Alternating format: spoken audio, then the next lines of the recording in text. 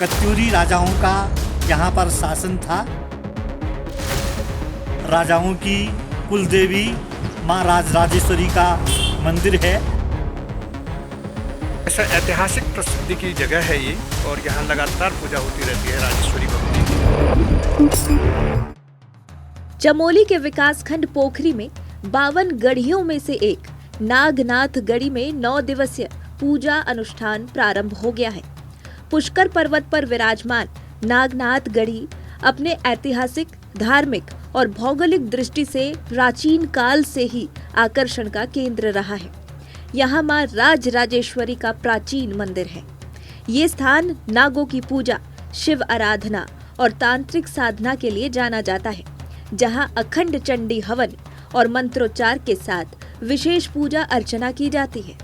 नागनाथ गढ़ी गढ़वाल की 52 गढ़ियों में एक गढ़ी है, जहाँ कि ऐसा बताया जाता है कि कत्यूरी राजाओं का यहाँ पर शासन था, और गोरखा आक्रमण जब हुआ 18वीं शताब्दी में, तो तब कुछ ये राजशाही उस समय खत्म हो गई थी। वहाँ पर राजाओं की कुलदेवी माँ राजराजेश्वरी का मंदिर है और उसकी पूजा की जाती है, जिसके पुजारी नौठा के सती लोग श्री रामचंद्र सती जी, श्री जानकी प्रसाद सती जी और अब उनके बेटे विनोद सती जी हैं।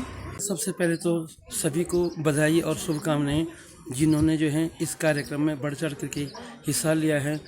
हम जो है आज से 5 साल पहले हमने यहाँ पर पूजा करी थी। उस समय ये हुआ था, इसके बाद मतलब आने वाले जो सालों में जो है यहाँ पर पूजा जरूर हो जाएगी, क्योंकि ऊपर जो है थोड़ा दूर भी पड़ता है, वहाँ पर जाने का जो है थोड़ा रास्ता भी थोड़ा वैसे ही है। और अब जो इन्होंने जो संज्ञान में लिया है बहुत अच्छा लिया है। प्राचीन काल से यहाँ पे पूजा होती रही है, लेकिन खंडहरों में है, जंगल में है। तो नागनाथ गढ़ी बहुत रमणीक स्थान है, 2000 मीटर की ऊंचाई पे स्थित है। अंग्रेजों ने भी यहाँ नागनाथ में अपना बंगला बनाया था, अपना गेस्ट हाउस बनाया था, जो बहुत लंबे समय तक यहाँ पे रहा है। और ऐसा ऐतिहासिक प्रसिद्धि की जगह है ये, और यहाँ लगातार पूजा होती रहती है राजेश्वरी भगवती की, राजराजेश्वरी की। इतिहास के बारे में कुछ संक्षिप्त जानकारी मिली है कि गढ़वाल के पंवार वंश राजाओं की पहली राजधानी और 52 गढ़ों में से नागपुर गढ़ी के नाम से नागनाथ में गढ़ी स्थापित हुई है।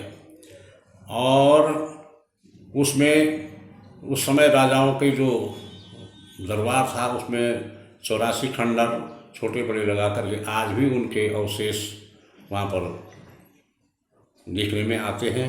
और उसमें देवी की स्थापना की गई है, और फिर जो कल नई मूर्ति स्थापित की जाएगी उसी में की जाएगी। और बृहद कार्यक्रम, दिव्य और भव्य कार्यक्रम आयोजन करने के लिए दोनों ग्रामवासियों सहित कई सामाजिक संगठनों के लोग और क्षेत्र के लोग उसमें सहयोग करते आ रहे हैं।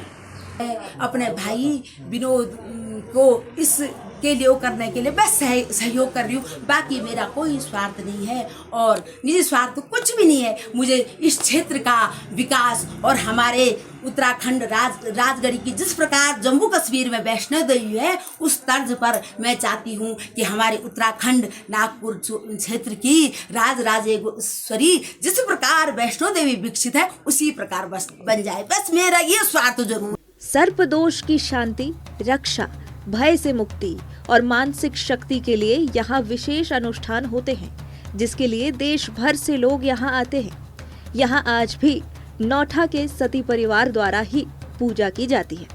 सती परिवार को पूजा के मानदेय के तौर पर 36 रुपए सालाना मिलता है।